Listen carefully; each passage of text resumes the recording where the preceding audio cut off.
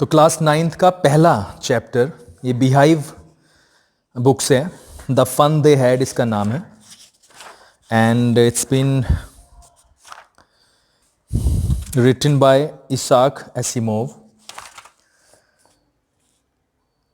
तो ये जो लेसन है ये फ्यूचर में सेट किया गया है। बिफोर यू रीड, यहाँ पर एक हेडिंग है and I would like to read it for you first of all. सबसे पहले हम इसे ही पढ़ेंगे। The story we shall read is set in the future. जो स्टोरी अब हम पढ़ेंगे उसे फ्यूचर में सेट किया गया है।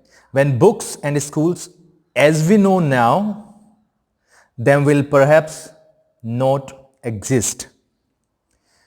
जो बुक्स आज हम पढ़ते हैं, जिन स्कूल्स को हम जानते हैं, शायद जिस वक्त में ये लेसन सेट किया गया है शायद उनका एग्जिस्टेंस ना रहे।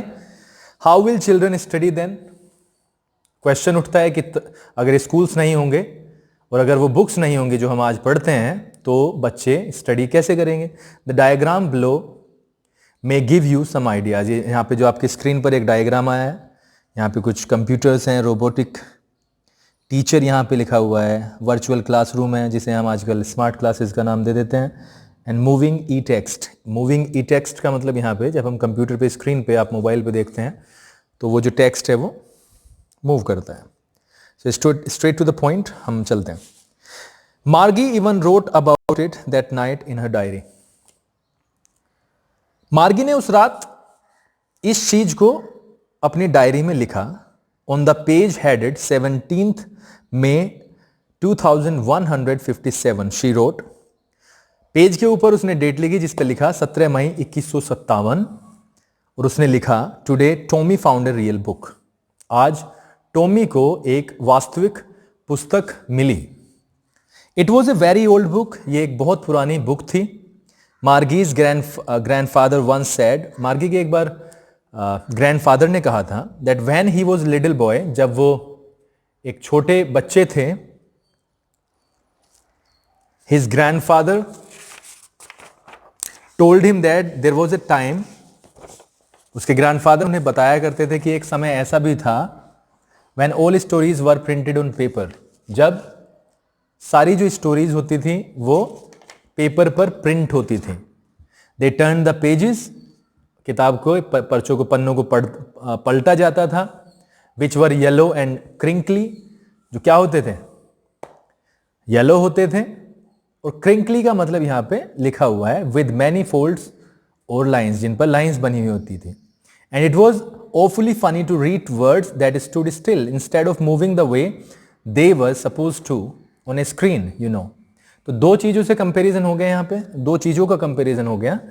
पहले जो कि आज के अगर हम कॉन्टेक्स्ट में देखें तो मैं जिससे पढ़ रहा हूं वहां पर जो वर्ड्स हैं वो बिल्कुल स्टिल हैं, और इसे हम 2157 में जिस तरीके से यहाँ पर बताया गया है इसे फनी वे में वो ले रहे हैं कि 2157 में जो कंप्यूटर से पढ़ाई होगी तो वो इस किताब का, इन पेजेस का जो वर्ड्स यहाँ पे लिखे हुए हैं जो कि स्टिल हैं, बिल्कुल स्थिर हैं, उनका एग्जिस्टेंस खत्म हो जाएगा और वो चलने लगेंगे जैसे कि हम टाइप करते हैं।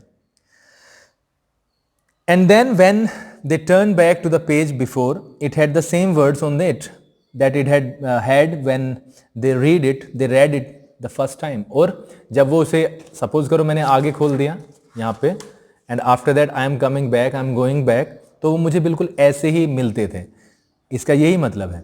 And then when they turned back, जब वे उल्टा उसे मोड़ते थे यानी वापस जाते थे to the page before, पहले वाले पेज पर, it had the same words, इसके ऊपर वही शब्द होता था on it that it had when they read it the first time, वही शब्द होता था जब वो पहली बार पढ़ा गया था। नेक्स्ट, गी said Tommy, what a waste। तो टॉमी ने तो सीधा कहा कि क्या वेस्ट है ये, मतलब ये फिजूल का काम।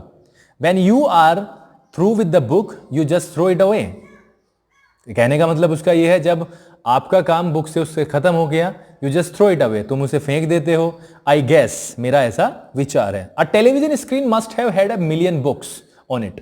लेकिन जब हम टेलीविजन स्क्रीन की बात करते हैं, टॉमी बता रहा है कि ये जो टेलीविजन स्क्रीन हमारे सामने रखी है इसमें मिलियन बुक्स, मिलियन मतलब लाखों बुक्स हैं इसके अंदर, इट्स गुड फॉर प्लेंटी मोर, और ये अभी भी अच्छा खासा इसमें स्पेस है कि इसमें और भी ज्यादा बुक्स हम डाल सकते हैं। I would not throw it away, मैं इसे नहीं फेंकूंगा। Same with mine said Margie, Margie ने भी यही बोला कि यही केस मेरे साथ है। शी वॉज 11, वो 11 साल की थी, and had not seen as many telebooks as Tommy had, और उतनी बुक्स टेलीबुक्स उसने नहीं देखी थी जितनी टॉमी ने देख ली थी। ही वॉज 13, और टॉमी कितने साल का था? 13 साल का। She said where did you find it, उसने पूछा टॉमी से कि तुम्हें ये कहां पे मिली। In my house, he pointed without looking because he was busy reading in the attic. In my house, उसने बोला मेरे घर में। ही पॉइंटेड विदाउट लुकिंग, उसने पॉइंट किया, उसके मार्गी की तरफ को देखा नहीं, because he was busy reading, क्योंकि वो पढ़ने में व्यस्त था। इन द एटिक, एटिक का मतलब भी देखो यहां पे लिखा, space just below the roof used as a store room, एक स्टोर रूम में उसे पढ़ी मिली। वॉट इज इट अबाउट, ये किसके बारे में है? और उसने बोला स्कूल के बारे में। मार्गी वो स्कॉर्नफुल, स्कॉर्नफुल यहां पे लिखा हुआ है, वर्थलेस कुछ बताते हैं। स्कूल ऐसे क्वेश्चन मार्क किया, जिस तरीके जैसे कोई फिजूल का एक वर्ड हो। What is there to write about school, कहने का मतलब उसका ये है कि स्कूल में ऐसा क्या है जिसको लिखने की जरूरत पड़ी। आई हेट स्कूल, क्योंकि वो स्कूल से नफरत करते थे। मार्गी ऑलवेज हेटेड स्कूल, मार्गी हमेशा नफरत करती थी स्कूल से, but now she hated it more than ever, लेकिन अब वो और भी ज्यादा नफरत करने लगी थी। The mechanical teacher had been giving her test after test in geography, जो मैकेनिकल टीचर था, जो कंप्यूटर था, उसको टेस्ट के बाद एक और टेस्ट दे रहा था, और टेस्ट आफ्टर टेस्ट देता जा रहा था ज्योग्राफी में। And she had been doing worse, और वो बुरा करती जा रही थी।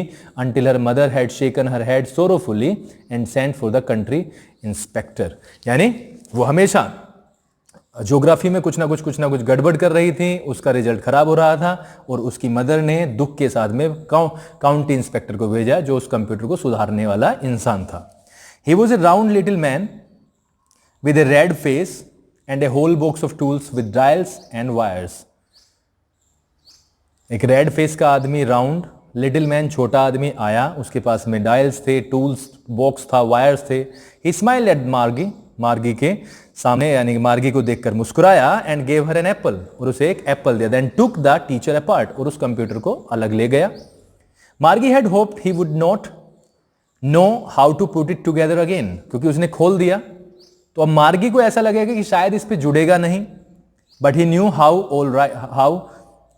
All right and after an hour or so there it was again, लेकिन उसे पता था, क्योंकि वो मैकेनिक था, उसे पता था कैसे जोड़ना है, कैसे ठीक करना है, और वो कुछ ही घंटों के एक घंटे के बाद में वो बिल्कुल ठीक हो गया।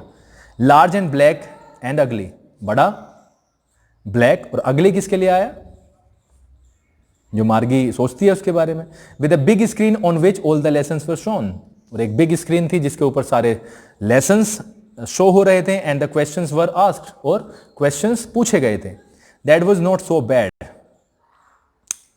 The part Margie hated